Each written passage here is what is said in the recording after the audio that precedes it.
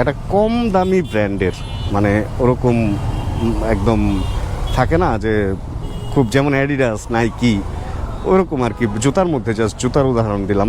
ঠিক ওরকম গাড়ির মধ্যে যেমন অডি বা মার্সিডিজ বা আরেকটু দামি যেগুলো আছে বুকারি টুকারি, একটা ওরকম বড় কোম্পানির সবচেয়ে কম দামি গাড়িও অনেক টাকা দাম, কিন্তু একটা ছোট কোম্পানির অনেক দামি গাড়িও দেখবেন যে ওই দামি কোম্পানির কম দামিটার চেয়ে মোটামুটি দাম কম থাকে। এই জন্য কিছু কিছু সময় আবার জিততে পারা যায় হচ্ছে মানে একটু নন ব্র্যান্ড টাইপের যে কোম্পানিগুলো আছে ওগুলার যদি ভালো ব্র্যান্ডের কোনো কিছু কিনেন, নন ব্র্যান্ড না ওটাও ব্র্যান্ড, যেমন টয়োটার। আপনি যদি টয়োটার একটা 1 কোটি টাকার গাড়ি কিনেন, সেটা হবে টয়োটার একদম বেস্ট ফিচার কার, মানে অনেক ফিচার টিচার থাকবে।